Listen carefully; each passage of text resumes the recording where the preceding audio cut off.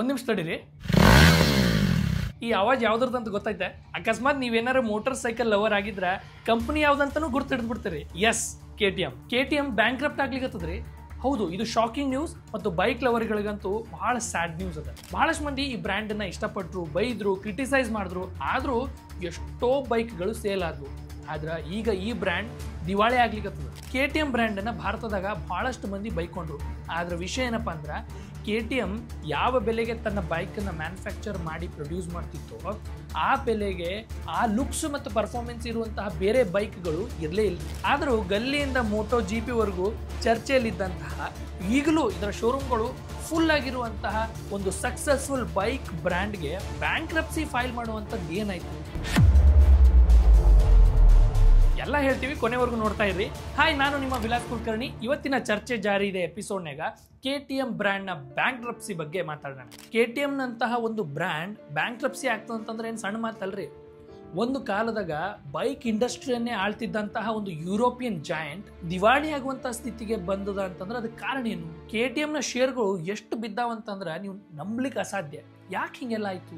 ಇದ್ರ ಬಗ್ಗೆ ತಿಳ್ಕೊಳ್ಳೋಕ್ಕೂ ಮೊದಲು KTM ಹೆಂಗ್ ಶುರು ಆಯ್ತು ಅಂತ ತಿಳ್ಕೊಳ್ಳೋಣ. ಇದರ ಮೂಲ ಹುಡ್ಕೊಂಡು ಹೋದ್ರೆ KTMನ ಇತಿಹಾಸ ಶುರುವಾಗಿದ್ದು 1934ರಾಗ. ಅದು ಆಸ್ಟ್ರಿಯಾ ದೇಶದಾಗ. ಅಲ್ಲಿನ ಒಂದು ಕಾರ್ ರಿಪೇರಿ ಮತ್ತು ಫಿಟ್ಟಿಂಗ್ ಶಾಪ್ ಇದ್ದಕ್ಕಿದ್ದಂಗ ಕಾರ್ ಮಾಡ್ಲಿಕ್ಕೆ ಶುರು ಮಾಡ್ತೀವಿ. ಎಲ್ರಿಗೂ ಶಾಕ್ ಆಗ್ಬಿಡ್ತು. ಆದ್ರ ಫೌಂಡರ್ ಹಾನ್ಸ್ ಟ್ರಂಕನ್ಪೋಲ್ಸ್ಗೆ ಒಂದು ದೊಡ್ಡ ವಿಷನ್ ಇತ್ತು. ಸೆಕೆಂಡ್ ವರ್ಲ್ಡ್ ವಾರ್ ಆದ್ಮೇಲೆ ಕಾರ್ಗಳ ರಿಪೇರಿಯ ಡಿಮ್ಯಾಂಡ್ ಏನಂದ್ರೆ ಅದು ಕಡಿಮೆ ಆಗಿ ಶುರು ಆಯಿತು. ಅವಾಗ ಇವರು ಬೈಕ್ ಅನ್ನ ಡಿಸೈನ್ ಮಾಡ್ಲಿಕ್ಕೆ ಶುರು ಮಾಡಿದ್ರು. ಹೋಗ್ತಾ ಹೋಗ್ತಾ ಬೈಕ್ಗಳು ಫುಲ್ ಸೇಲ್ ಆಗ್ಲಿಕ್ಕೆ ಶುರು ಆದ್ರಿ. 60 ಮತ್ತು 70ರ ದಶಕದಾಗ ಇವ್ರದೇ ಫುಲ್ ಹವಾ ಆಗ್ಬಿಡ್ತು. ಪರಿಸ್ಥಿತಿ ಎಷ್ಟು ಬದಲಾಯಿತು ಅಂತಂದ್ರೆ KTMನವರು ಒಂದು US ಸಬ್ಸಿಡರಿ ಲಾಂಚ್ ಮಾಡಿದ್ರು.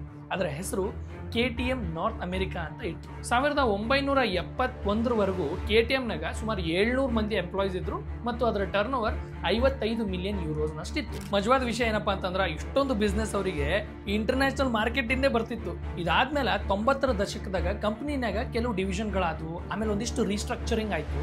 ಈ ಮಧ್ಯೆ KTMನವರು ಒಂದು ಸೆಕ್ಷನ್ ಆಫ್ ಮೋಟರ್ ಸೈಕಲ್ ನ ಲಾಂಚ್ ಮಾಡಿದ್ರು. ಮೊದಲನೇ ಎರಡು ಯಾವ ಅಂತಂದ್ರೆ KTM ಅಡ್ವೆಂಚರ್ ಮತ್ತು ಸೂಪರ್ ಮೋಟೋ. ಆದ್ರೆ ಈ ಮೂರನೇ ಬೈಕ್ ಏನದ ನೋಡ್ರಿ, ಅದು ಇವರ ಭವಿಷ್ಯವನ್ನೇ ಬದಲಾಯಿಸುವಂತಹ ಒಂದು ಬೈಕ್ ಆಗಿತ್ತು. ಅದುವೇ KTM ಡ್ಯೂಕ್.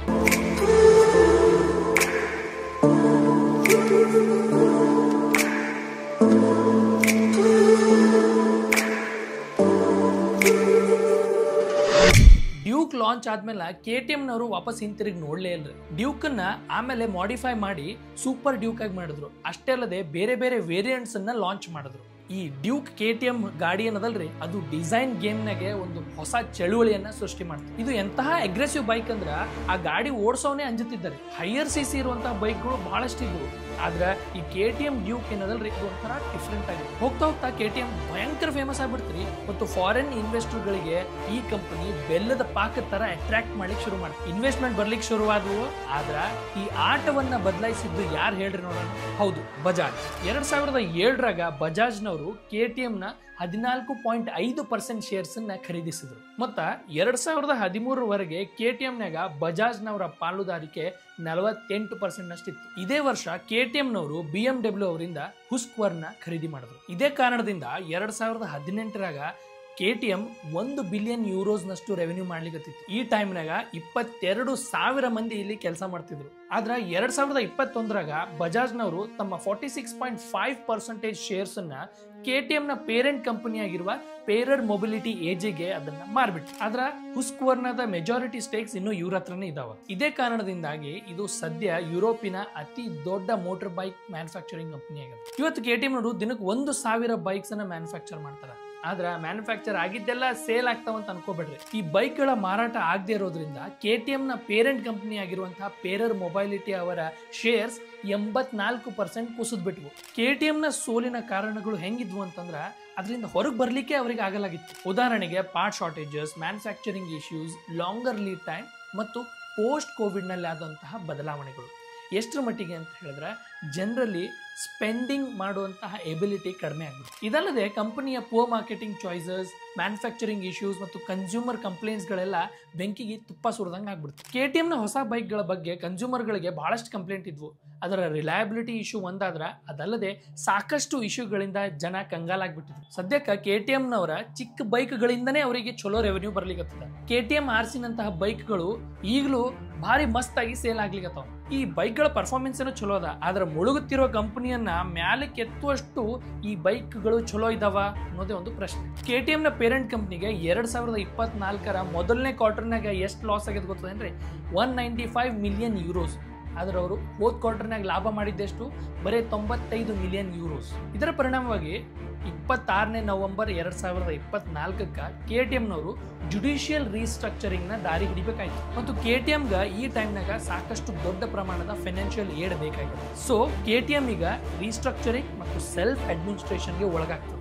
ಈ ವಿಷಯವನ್ನ ಪ್ರೆಸ್ ರಿಲೀಸ್ನಾಗ ಹೇಳಿದ್ರು. ದಿವಾಳಿಯನ್ನ ತಪ್ಪಿಸ್ಲಿಕ್ಕೆ KTMನವ್ರ ಹತ್ರ ಬರೀ 90 ಡೇಸ್ ಅಷ್ಟೇ ಇದೆ. ಕ್ರೆಡಿಟರ್ಸ್ಗಳ ಜೊತೆಗೆ ಇವರು ಒಂದು ಪ್ರಾಪರ್ ರೀಸ್ಟ್ರಕ್ಚರಿಂಗ್ ಅನ್ನ ಮಾಡಬೇಕು. ಇದರ ಅರ್ಥ KTM ಆಬ್ವಿಯಸ್ಲಿ ಸ್ಟಾಫ್ ರಿಡಕ್ಷನ್ ಮಾಡ್ತದ ಮತ್ತು ಲೇ ಆಫ್ಸ್ಗಳು ಆಗ್ತವೆ. ಈ ರೀಸ್ಟ್ರಕ್ಚರ್ ಇಂದ ಸಾಕಷ್ಟು ದೊಡ್ಡ ಪ್ರಮಾಣದ ಪ್ರೊಡಕ್ಷನ್ ಹಾಲ್ಟ್ ಆಗ್ತದ ಮತ್ತು ಹೊಸ ಬೈಕ್ಗಳ ಪ್ರೊಡಕ್ಷನ್ ನಿಂತು ಹೋಗ್ತದೆ. KTM ಅನ್ನ ವಾಪಸ್ ಮತ್ತೆ ಟ್ರ್ಯಾಕ್ ಮೇಲೆ ತರ್ತೀವಿ ಅಂತ ಅದರ ಓನರ್ಸ್ ಹೇಳ್ತಿದ್ದಾರೆ. ಆದ್ರೆ KTM ರೇಸಿಂಗ್ಗೆ ಏನು ಫರಕ್ ಬೀಳಂಗಿಲ್ರಿ, ಯಾಕಂದ್ರೆ ಇದೊಂದು ಸಪರೇಟ್ ಕಂಪನಿ ಅದ. ಇದನ್ನ ರೆಡ್ ಬುಲ್ ಹ್ಯಾಂಡಲ್ ಮಾಡ್ತದ ಮತ್ತು ಪೇರೆಂಟ್ ಕಂಪನಿಗೂ ಇದಕ್ಕೂ ಜಾಸ್ತಿ ಸಂಬಂಧನೇ ಇಲ್ಲ.